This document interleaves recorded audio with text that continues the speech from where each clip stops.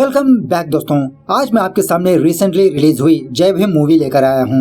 Sorry for the late video, actually कुछ काम था, उसी तरह बहुत जबरदस्त बारिश हो रही है। इस मूवी में जो कॉन्सेप्ट है उसी कॉन्सेप्ट की मैंने ऑलरेडी 2 मूवीज एक्सप्लेन कर चुका हूँ। एक है पेरियरुम पेरुमाल, दूसरा है कर्णन। लेकिन इस मूवी में कोर्ट ड्रामा को ऐड किया है और भाई साहब ये मूवी बहुत ही लंबी है। मूवी का ड्यूरेशन 2 घंटे 43 मिनट्स का है और सच में इस मूवी के हर एक कैरेक्टर ने बहुत जबरदस्त काम किया है, स्पेशली 2 मेन कैरेक्टर्स। सिंपल से एक ही बात कहना चाहता हूँ, मस्ट वॉचेबल मूवी है। तो चलिए बिना टाइम के लेट्स स्टार्ट। और उससे पहले लुटा दो प्यार फॉर इंस्टाग्राम। मूवी की शुरुआत में ही डायरेक्टर भाई साहब हमें ये इन्फॉर्मेशन देते हैं कि इस मूवी की कहानी कुछ सच्ची घटनाओं पर आधारित है और ये सच्ची घटना चेन्नई में 1995 में घटी थी। उसके बाद जेल के बाहर कुछ फैमिलीज अपने लोगों का इंतजार करते रहते हैं क्योंकि आज कुछ लोग जेल से रिहा होने वाले हैं। जेल के बाहर कुछ पुलिस वाले खड़े रहकर जेल से बाहर आने वाले कैदियों से उनकी कैस्ट पूछते हुए जो कम कैस्ट के लोग होते हैं उनको सेपरेट कर देते हैं और जो हाई कैस्ट के लोग होते हैं उनको घर भेजते रहते हैं। और इसी तरह यहाँ पर दूसरे एरिया के पुलिस स्टेशन के पुलिस वाले भी होते हैं और इनके पुलिस स्टेशन में कुछ केसेस पेंडिंग है। ये पुलिस वाले जेलर को कुछ पैसे देकर उन लो कैस्ट के पीपल को अपनों में बांट लेते हैं ताकि पेंडिंग केसेस इन पर डाल के ये प्रमोशन हासिल करे। इस तरह से काफी सारे लोग जेल से बाहर आने के बाद फिर से जेल में चले जाते हैं। खैर दूसरे सीन में कुछ लो कैस्ट के पीपल को दिखाया जाता है। एक्चुअली ये लोग गाँव से बहुत ही दूर अपनी छोटी सी जिंदगी गुजारते रहते हैं। इन्हीं में से एक छोटी सी फैमिली है। इस बंदे का नाम है राजन्ना, इस बंदी का नाम है सिनतल्ली। और जब ये लोग गांव के खेतों में आकर चूहे पकड़ने का काम करते रहते हैं। एक साइड से ये लोग गांव वालों की हेल्प भी कर रहे होते हैं, मतलब खेतों में चूहे रहेंगे तो चूहे खेती बाड़ी खा लेंगे। अब राजन्ना और सिनतल्ली के बारे में बात करें तो इन दोनों की एक छोटी सी बेटी है और इसी तरह इन दोनों का मिट्टी से बना हुआ एक छोटा सा घर भी होता है। अगर कुछ ज्यादा बारिश भी हो जाए तो इनकी घर की दीवारें भी टूटती रहती है। राजन्ना का हमेशा यही सपना होता है कि इसका एक अच्छा सा घर हो। इसके लिए राजन्ना और सिनतल्ली ये दोनों थोड़े थोड़े पैसे जमा करते रहते हैं। एक दिन उस गांव के प्रेसिडेंट के घर में सांप घुस जाता है। प्रेसिडेंट के घर वाले फौरन राजन्ना को इन्फॉर्म करते हैं। सिनतल्ली को सांप के जहर का एंटीडोट बनाने आता है। वो कुछ जड़ी बूटियों को लेकर बनाती रहती है। जब कभी भी राजन्ना सांप पकड़ने के लिए गाँव में जाता है सिनतल्ली उस एंटीडोट को राजन्ना को देती है। उसके बाद राजन्ना प्रेसिडेंट के घर में आकर उस सांप को इधर उधर ढूंढने लगता है। इसी दौरान राजन्ना को सोने की इयररिंग नजर आती है जो प्रेसिडेंट की वाइफ की होती है। राजन्ना बहुत ही ईमानदारी से उस इयररिंग को प्रेसिडेंट की वाइफ को दे देता है। सारा घर छान मारने के बाद फाइनली राजन्ना उस सांप को पकड़ लेता है। जब उस गाँव का प्रेसिडेंट राजन्ना को कुछ पैसे देने वाला होता है, राजन्ना पैसों को मना कर देता है। उस वक्त उस गाँव का प्रेसिडेंट और उसकी वाइफ अपनी कार में कहीं पर जा रहे होते हैं। इनकी कार स्टार्ट नहीं होती। बेचारा राजन्ना उस कार को धक्का लगाता है। उसके बाद राजन्ना उस सांप को ले जाकर जंगल में छोड़ देता है। हर रोज रात मैत्री नाम की एक टीचर राजन्ना के मोहल्ले के पास आकर उन लोगों को पढ़ाती रहती है।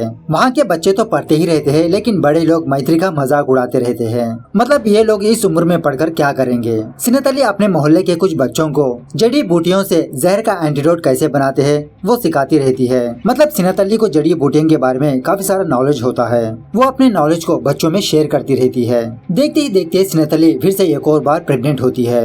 यह खुशखबरी सुनने के बाद राजन्ना बहुत खुश होता है। उसके बाद राजन्ना सोच लेता है अगर ये यहीं पर रहा तो अपने बीवी बच्चों को पाल नहीं पाएगा और ऊपर से इसको घर भी बनाना है, बहुत सारे पैसे चाहिए। इसलिए राजन्ना सिनतल्ली को उसके गांव में रखकर ये दूसरे गांव जाता है काम करने के लिए, ईंटें बनाने का काम। दूसरी तरफ मैत्रा कुछ हायर ऑफिसर से ये डिमांड करने लगती है कि SC/ST लोगों को भी रेशन कार्ड और वोट का हक देना चाहिए। उस गांव का सरपंच मैत्रा से कहने लगता है कि ये लोग एक ही जगह पर नहीं रहते, कभी इस गांव में रहे तो कभी दूसरे गांव में, उनको कैसे हम रेशन कार्ड दे सकते हैं। और वैसे भी इलेक्शन टाइम पे सारे पॉलिटिशियंस घर घर जाकर उनके सामने हाथ जोड़कर वोट मांगते रहते हैं। अगर हम इन लोगों को भी वोट का हक दे दें तो क्या पॉलिटिशियंस इनके भी पैर पड़े?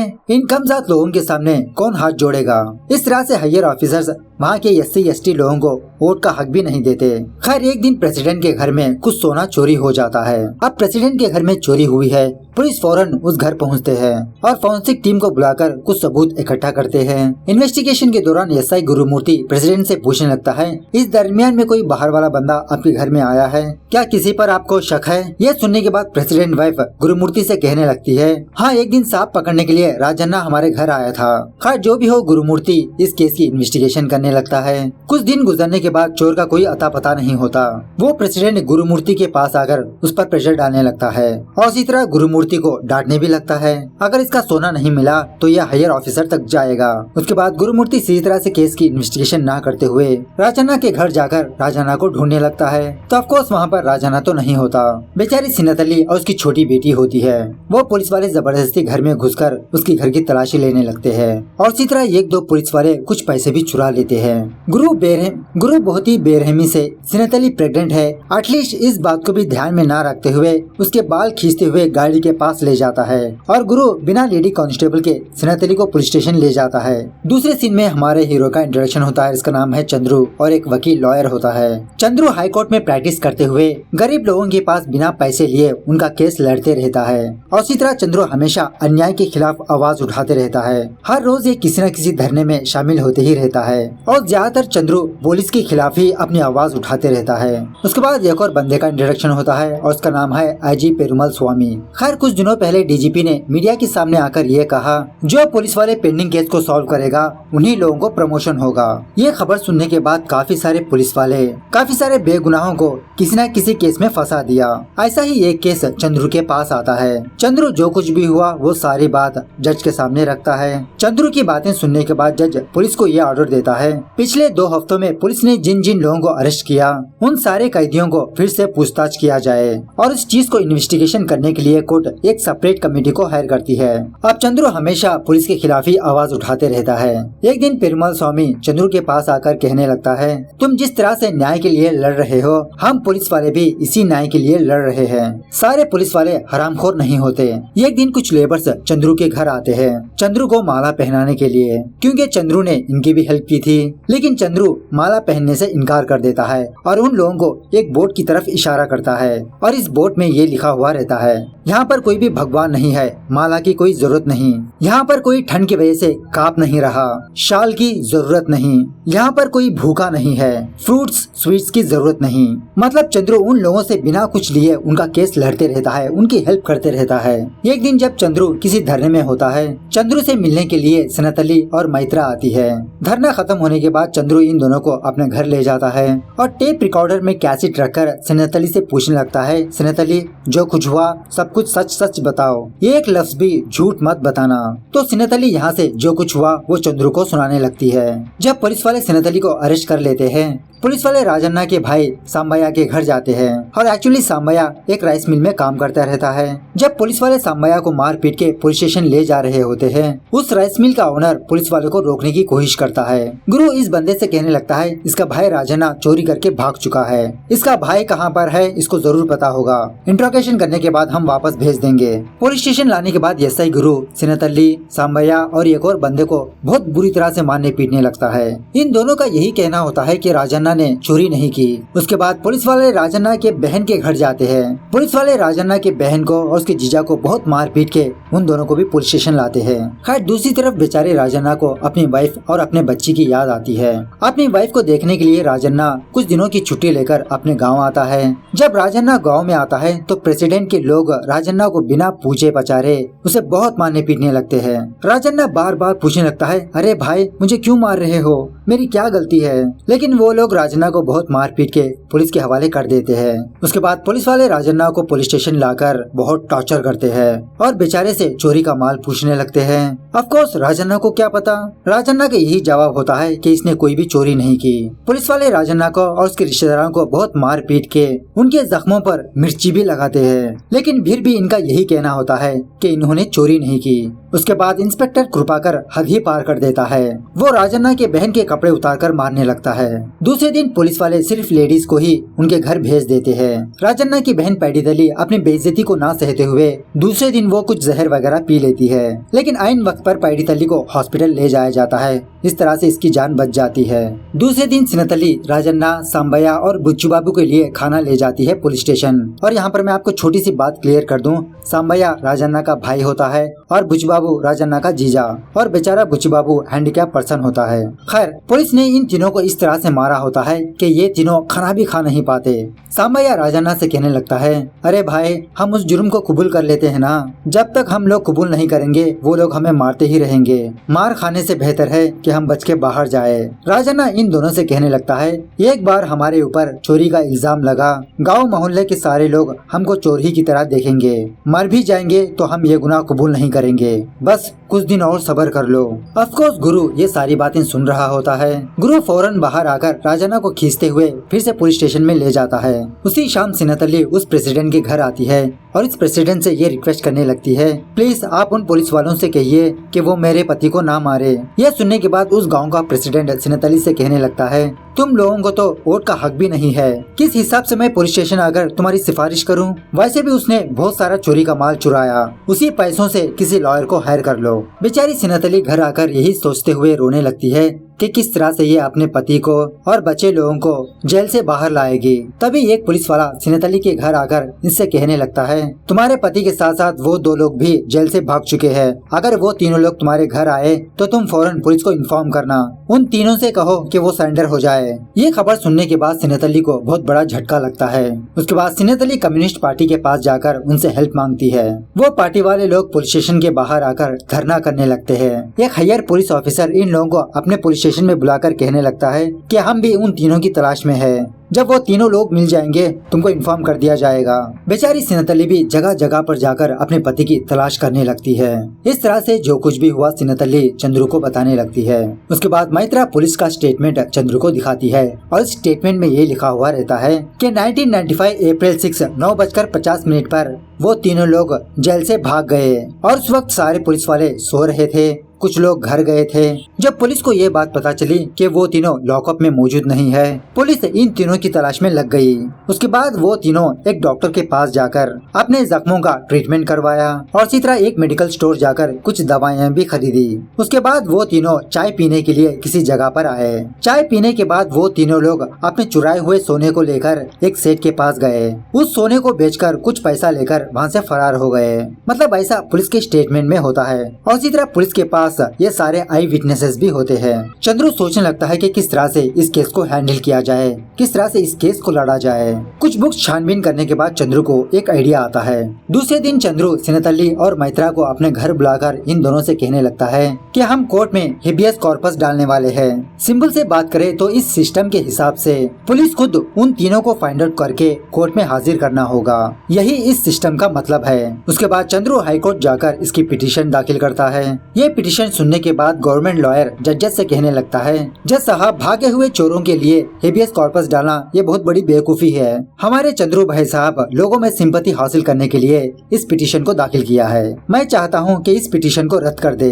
लेकिन चंद्रू इस केस के रिलेटेड कुछ सच्चाई को बताता है, जिसकी वजह से जजेस इस पिटीशन को एक्सेप्ट कर लेते हैं। कुछ दिनों बाद फिर से कोर्ट में सुनवाई होती है और चंद्रू जजेस से ये रिक्वेस्ट करने लगता है कि ये आई विटनेसेस को क्रॉस एग्जामिन करना चाहता है, लेकिन हेबियस कॉर्पस के हिसाब से आई विटनेसेस को क्रॉस एग्जामिन करना मना है। चंद्रू जजेस को केरला के एक केस के बारे में बताते हुए उनसे कहने लगता है, सर ऐसा कर सकते हैं। तब जाके जजेस चंद्रू को परमिशन देते हैं। उसके बाद चंद्रू इस केस के सारे विटनेसेस को कटघरे में बुलाकर उनसे पूछताछ करने लगता है। सारे लोगों की बात सुनने के बाद चंद्रू जजेस से कहने लगता है कि पुलिस की रिपोर्ट्स और ये विटनेस सारे के सारे झूठ है। मैं खुद उस पुलिस स्टेशन के एरिया के पास गया था वहाँ की तहकीकात करने के लिए। वो हॉस्पिटल पुलिस स्टेशन के राइट साइड में पड़ता है और वो मेडिकल स्टोर पुलिस स्टेशन के लेफ्ट साइड में। मतलब अगर कोई बंदा हॉस्पिटल से मेडिकल स्टोर जाना चाहे तो उसे पुलिस स्टेशन से ही गुजरना पड़ेगा।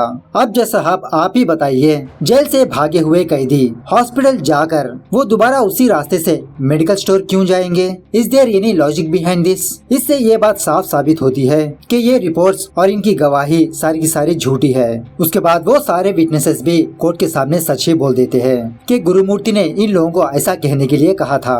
उसके बाद जजेस जो झूठे आई विटनेसेस थे उनको जेल की सजा देती है और इसी तरह गुरुमूर्ति और उसकी टीम पर इंक्वायरी बिठाती है। 10 दिनों बाद इस कोर्ट में इसी केस की सुनवाई होगी। उसके बाद गुरुमूर्ति एक बड़े लॉयर से जा मिलता है, उसका नाम है राम मोहन। अगर पुलिस वाले इस केस को हार गई तो ऑफकोर्स पुलिस वालों पर बैड नेम होगा और इसी तरह इस गवर्नमेंट पर भी।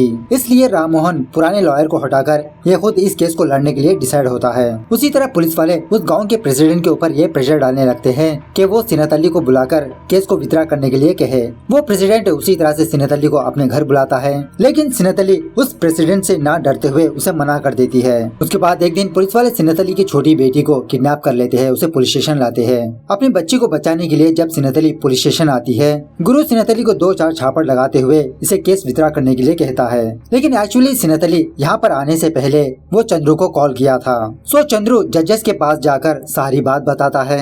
वो जज डीजीपी को कॉल करता है और डीजीपी गुरुमूर्ति को कॉल कर उसे डांटते हुए ये कहने लगता है कि तुम फौरन सीनत अली को अपने कार में ले जाकर उसके घर छोड़ो। लेकिन सीनत अली पुलिस की कार में बैठती नहीं। एक पुलिस वाला बंदा और एक कार सीनत अली के पीछे जाने लगते हैं। सीनत अली से रिक्वेस्ट करने लगते हैं कि वो कार में बैठे, लेकिन सीनत अली बस पकड़कर अपने घर जाती है। खैर कुछ दिनों बाद फिर से कोर्ट में सुनवाई होती है। राम मोहन वरदराजू को कटघरे में बुलाता है, मतलब उस राइस मिल का ओनर, और वरदराजू जजेस के सामने जो कुछ हुआ वो बताने लगता है कि एक दिन सांबैया वरदराजू को कॉल करके ये कहा था कि सर मैं सांबैया बोल रहा हूँ, हम तीनों सेफ है, ये बात आप हमारे घर वालों को इन्फॉर्म कर दीजिए प्लीज। राममोहन जजेस से कहने लगता है वो भागे हुए चोर है जज साहब, और उन पर हेबियस कॉर्पस लगाना इट्स इलॉजिकल, और वैसे भी ऑलरेडी पुलिस उनकी तलाश कर रही है।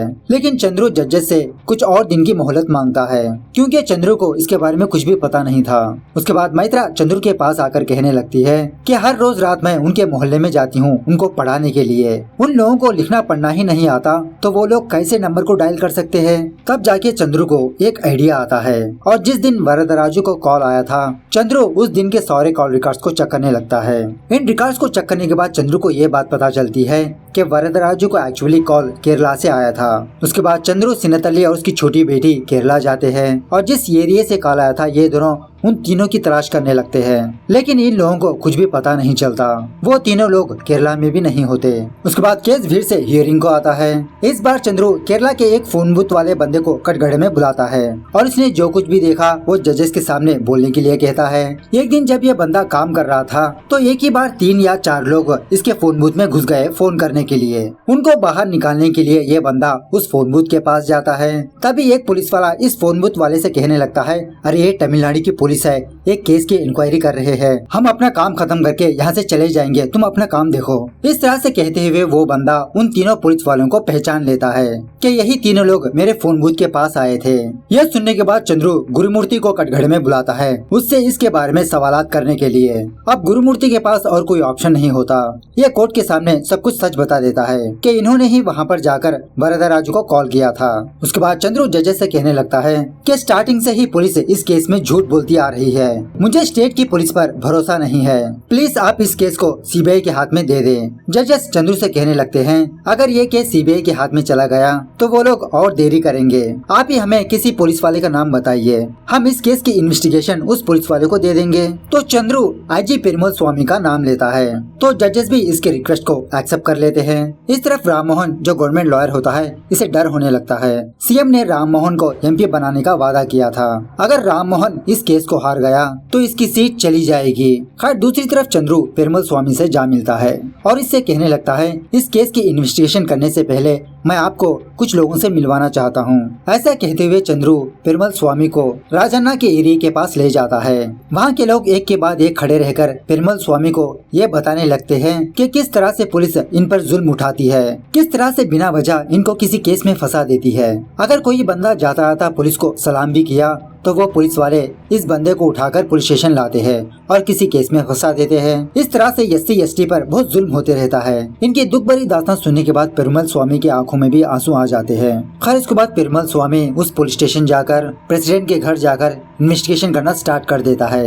एक दिन चंद्रू पेरुमल स्वामी के पास आकर कहने लगता है, सर मुझे नहीं लगता कि वो तीनों बाहर फ्रीडम से घूम रहे हैं, पुलिस ने ही इन तीनों को कहीं पर छुपा के रखा है, या तो फिर किसी दूसरे झूठे केस में फंसा चुके होंगे। ये सुनने के बाद पेरुमल स्वामी हर एक पुलिस स्टेशन जाकर हर एक केस को स्टडी करने लगता है कि रिसेंटली पुलिस ने किसी केस को दर्ज किया, अगर दर्ज किया है तो क्रिमिनल कौन है। इसी इन्वेस्टिगेशन के दौरान चंद्रू और पेरुमल स्वामी को एक फाइल नजर आती है और इस फाइल में ये लिखा होता है कि केरला और चेन्नई के बॉर्डर में एक डेड बॉडी को पाया गया। जब चंद्रू उस फाइल में रखे फोटोग्राफ्स को देखता है तो वो तो राजन्ना होता है। मैत्रा राजन्ना की फोटो देखकर उसे पहचान लेती है। पुलिस वाले राजन्ना की लाश को लावारिस लाश समझकर उसे जला दिया, उसकी अंत्यक्रिया कर दी। राजन्ना की मौत की खबर सुनने के बाद बेचारी सिनतली टूट के बिखर जाती है।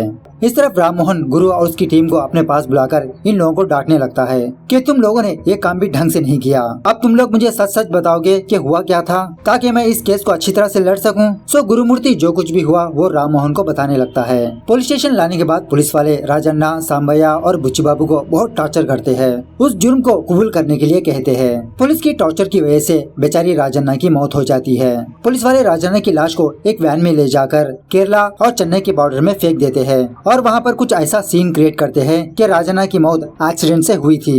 उसके बाद पुलिस वाले कुछ झूठे गवाहों को इकट्ठा करते हैं, जैसे हॉस्पिटल का डॉक्टर, मेडिकल स्टोर वाला बंदा, चाय वाला बंदा और वो सुनार बेचने वाला सेठ। खैर दूसरे दिन चंद्रू एक कांस्टेबल को कटघरे में बुलाता है। इस कांस्टेबल से कुछ सवालात करने लगता है, लेकिन कांस्टेबल के स्टेटमेंट के हिसाब से टाइमिंग कुछ सेट नहीं होती। उसके बाद चंद्रू जजेस से और 10 दिन की मोहलत मांगता है पक्के सबूत कोर्ट में हाजिर करने के लिए। कोर्ट खत्म होने के बाद राममोहन चंद्रू के पास आकर इस केस को वित्ड्रॉ करने के लिए कहता है और राजन्ना मरने की वजह से ये लोग सिनतली को कुछ पैसे भी देंगे, लेकिन चंद्रू इस बात के लिए मना कर देता है। उसके बाद राममोहन पेरुमल स्वामी के हायर ऑफिसर से कांटेक्ट करता है ताकि पेरुमल स्वामी ये इन्वेस्टिगेशन पुलिस के हक में करे, लेकिन पेरुमल स्वामी भी इसके लिए मना कर देता है। ये काम करेगा तो बहुत ईमानदारी से ही करेगा। खैर उसके बाद चंद्रू इस केस को रिवाइंड करने लगता है। चंद्रू को ऐसा लगता है कि इसने कुछ पॉइंट मिस किया है। तभी चंद्रू को उस फोन बूथ वाले की बात याद आती है। इस फोन बूथ वाले ने ये कहा था कि फोन बूथ में तकरीबन 3 या 4 लोग थे, जिसका मतलब उस वक्त पुलिस के साथ साथ सांबैया या तो फिर बुच्चू बाबू थे। शायद गुरुमूर्ति ने इन दोनों को कहीं पर छुपा के रखा हो। चंद्रू यही बात पेरुमल स्वामी को जाके बताता है। उसके बाद पेरुमल स्वामी और ये लोग वो पुलिस स्टेशन जाते हैं जहाँ पर गुरुमूर्ति पहले काम किया करता था। हर एक पुलिस स्टेशन चेक करने पर फाइनली इनको बुच्ची बाबू नजर आता है। गुरु ने सांबैया और बुच्ची बाबू को किसी दूसरे केस में फंसा के रखा था। दूसरे दिन चंद्रू सांबैया और बुच्ची बाबू को कोर्ट में हाजिर करता है और जो कुछ हुआ वो कोर्ट के सामने बताने के लिए कहता है। पुलिस की टॉर्चर की वजह से सांबैया बेहोश हो गया था और उसी तरह राजन्ना की मौत हो गई थी। ये दोनों हिल नहीं रहे थे। बुच्ची बाबू फौरन पुलिस को इन्फॉर्म करता है तो पुलिस ये दोनों जिंदा है या नहीं ये चेक करने के लिए इनकी आंखों में मिर्ची डालती है। बेचारा सांबैया बेहोश था, इसीलिए ये होश में आ जाता है।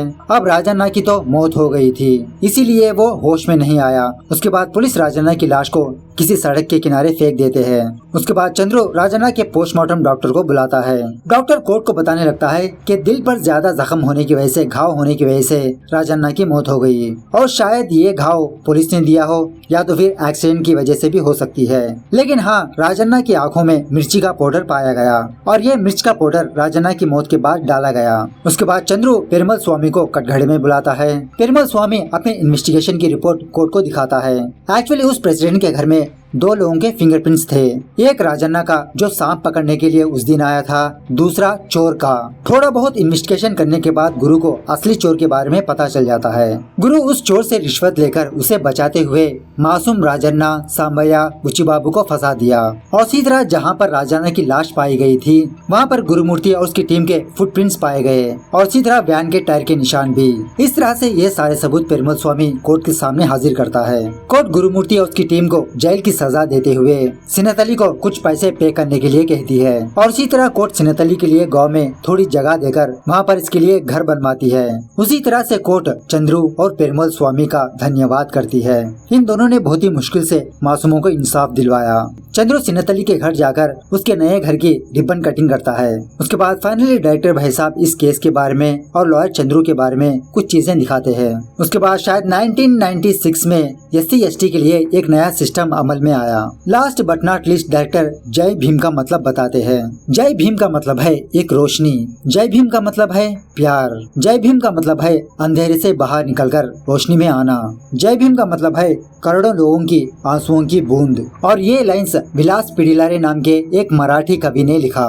इस तरह से ये मूवी यहाँ पर दी एंड होती है। मूवी कैसे लगी कमेंट करके बताना जरूर। मिलते हैं अगली वीडियो में, तब तक take care, bye bye, see you soon.